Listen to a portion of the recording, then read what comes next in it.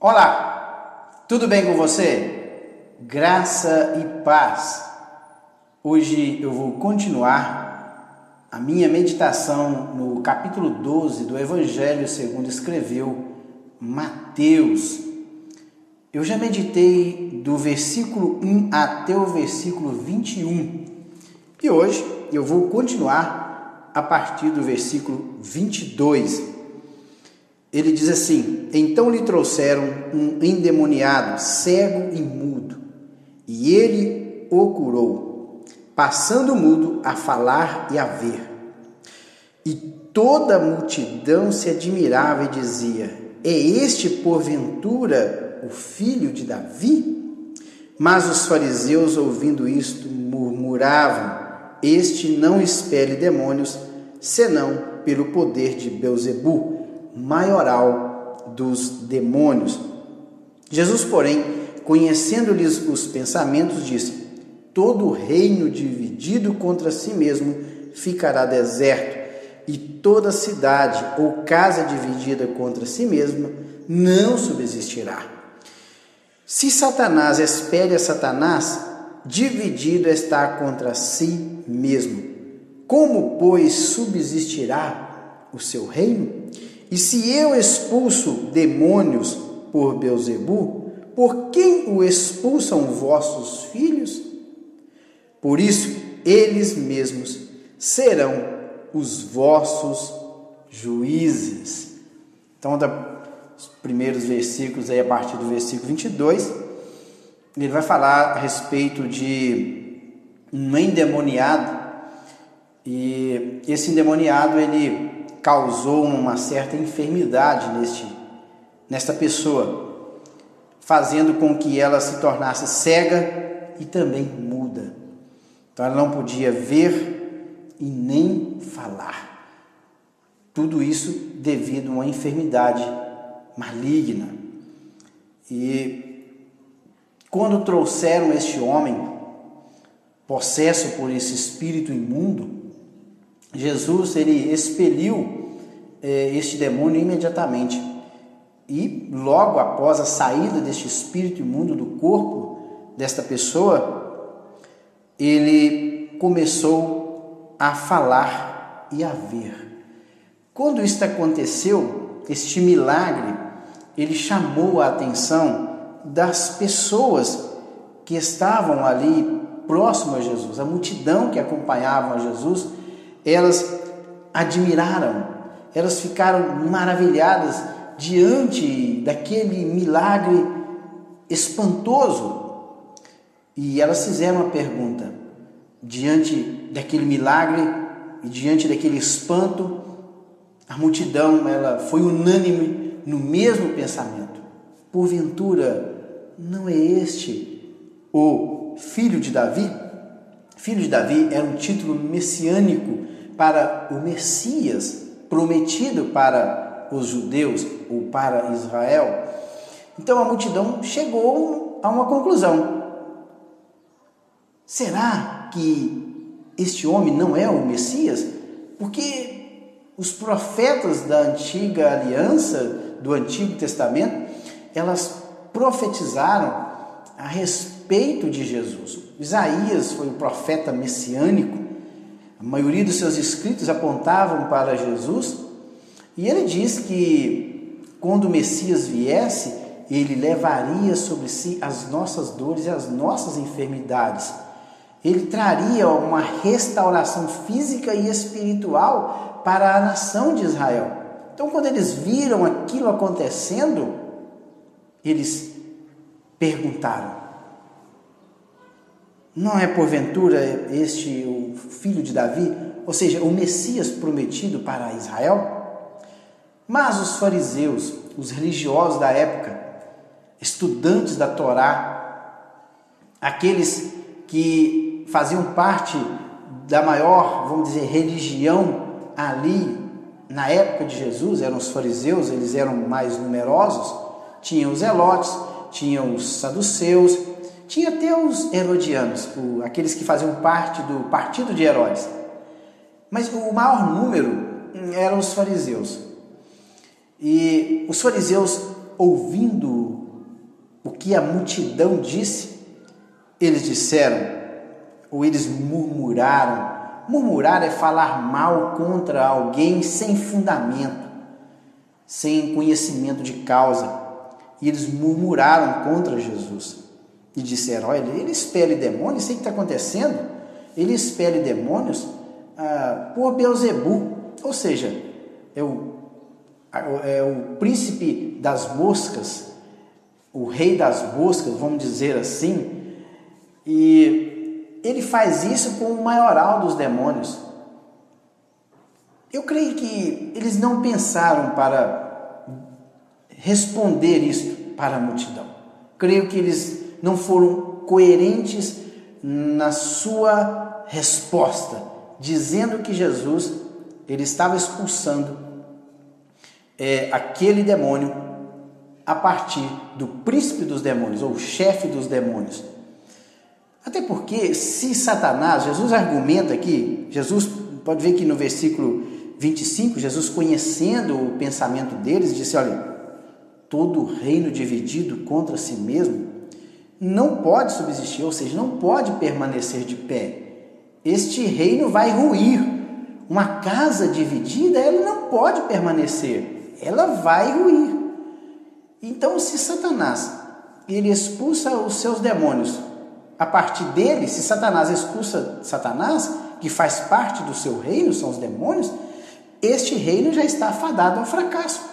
Essa resposta não tem coerência. E pode ver que, como pois subsistirá o seu reino? Ele fez a pergunta: como pode então o reino de Satanás subsistir?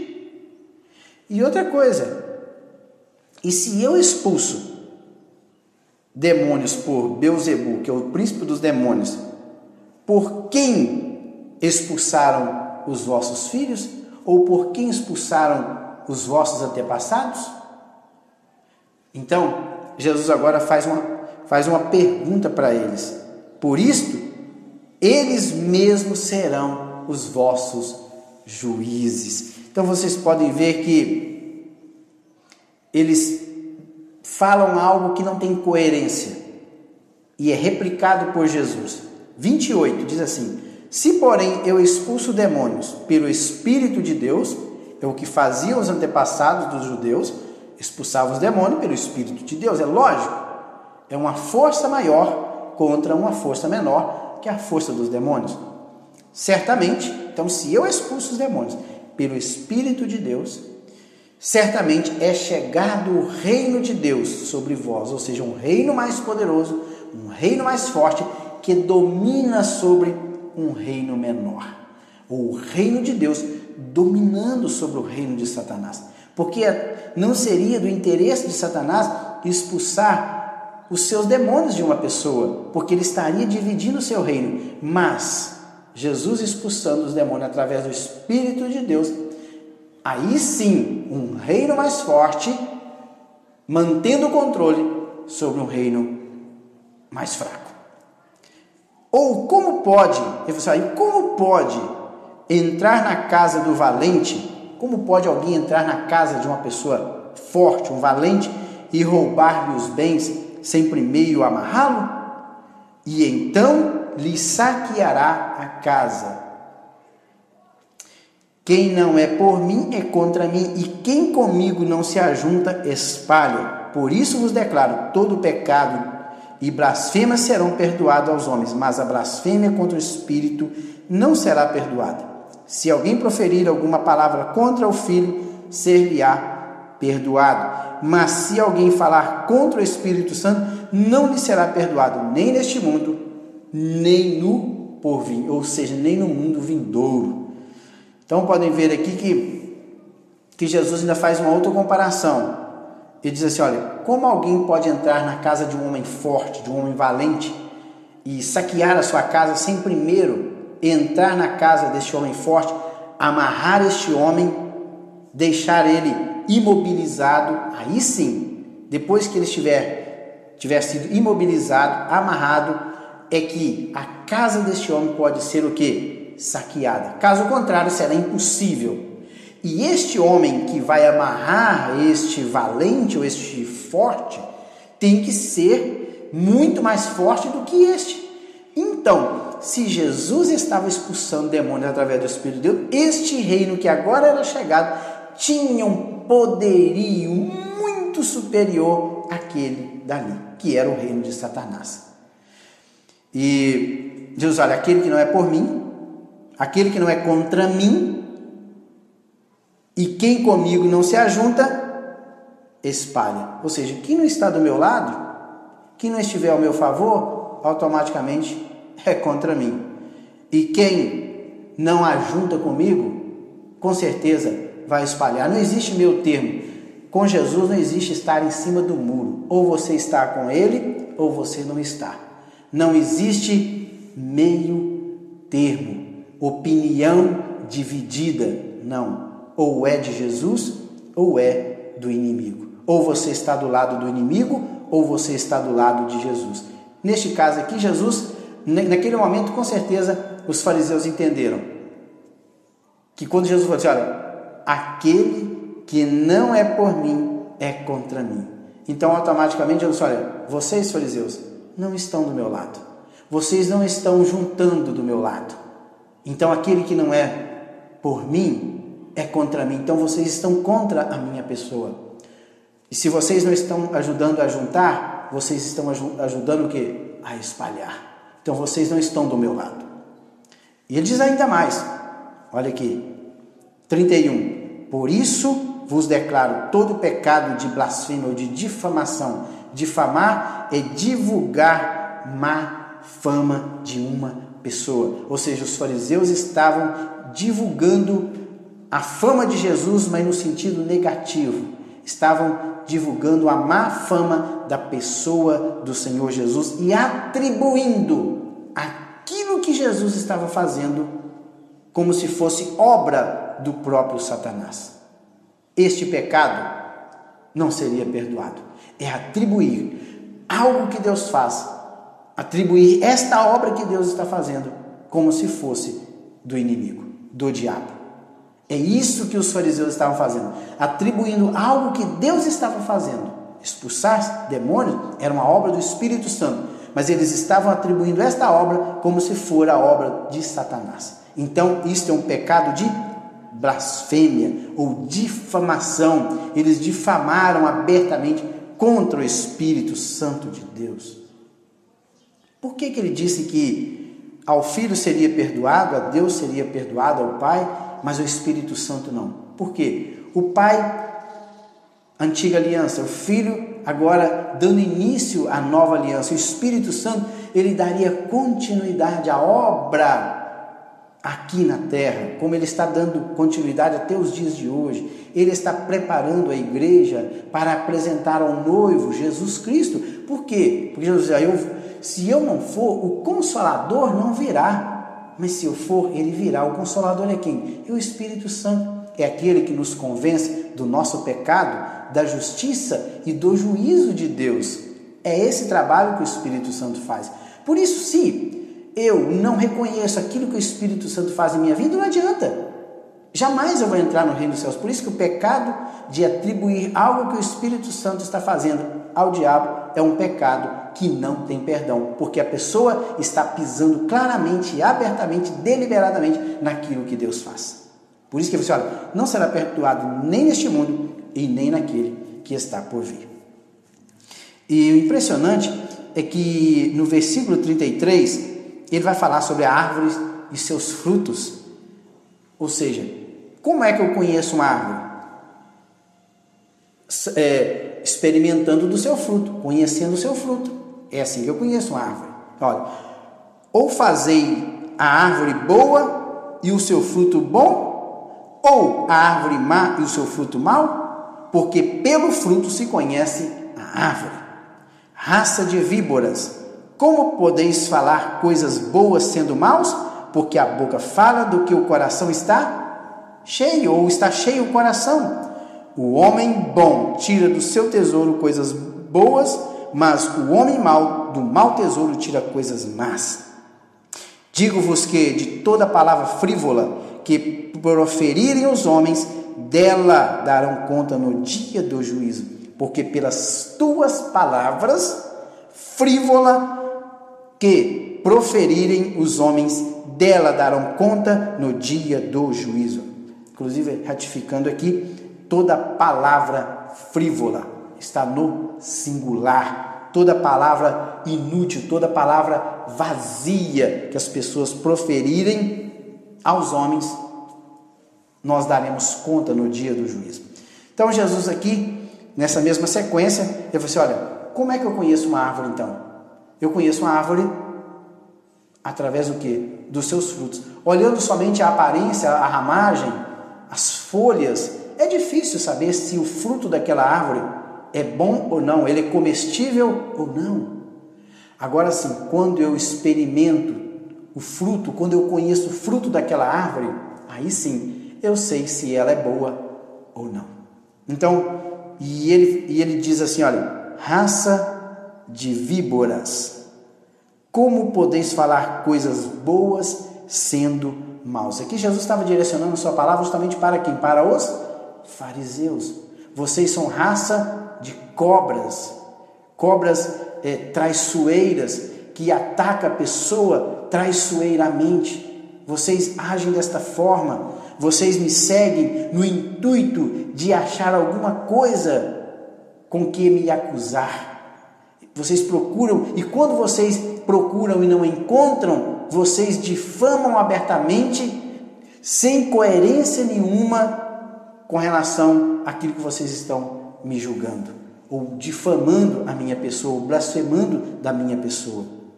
Então vocês falam daquilo que está cheio o coração de vocês. Vocês são religiosos, vocês atentam para os mínimos detalhes com relação à observância dos dias sagrados, o sábado, as festas, as luas, mas planejam matar as pessoas inocentes no mesmo dia de sábado. Vocês quebram os mandamentos essenciais da lei do Senhor. Então vocês são o quê? São raça de cobras, raça de víboras. Vocês estão falando daquilo que tem dentro do coração de vocês. E ele diz, porque a boca fala do que está cheio o meu coração. E ele prossegue, o homem bom tira do tesouro bom coisas boas, mas o homem mau do mau tesouro tira coisas más. Então, se eu tenho coisas boas no meu tesouro, eu vou tirar coisas boas para darem para as pessoas. Mas se dentro de mim está aqui tenebroso, está escurecido, ali o tesouro meu é composto somente de coisas terríveis, coisas más, eu vou tirar deste tesouro e vou dar para as pessoas. Por isso que os fariseus estavam tirando do seu tesouro aquilo que realmente eles tinham lá dentro.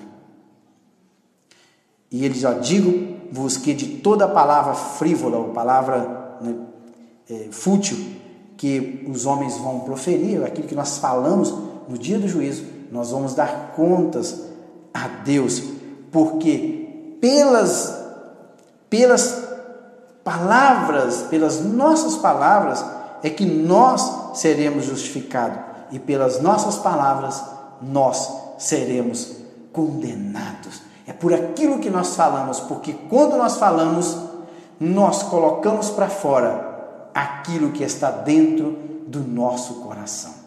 Vocês podem ver que Jesus um dia falou assim, olha, não é que entra na boca do homem, é que contamina o homem, mas é aquilo que sai da boca do homem é que contamina. O que sai da boca do homem procede da sua alma. Isto sim é que contamina o homem. Mas o que entra pela boca, vai para o intestino, passa pelo trato digestivo e é eliminado. Acabou. A única coisa que ele pode ser contaminado é com verminose. Mas contaminar a alma em si, jamais.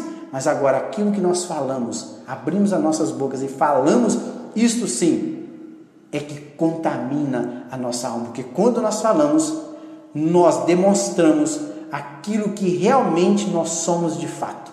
Esta é a realidade. Está, portanto, aí do versículo 22 até o versículo 37 do capítulo 12. No próximo vídeo, eu estarei encerrando este capítulo 12. Vou meditar do versículo 38 até o versículo 50. Fiquem com Deus e até o próximo vídeo. Até lá!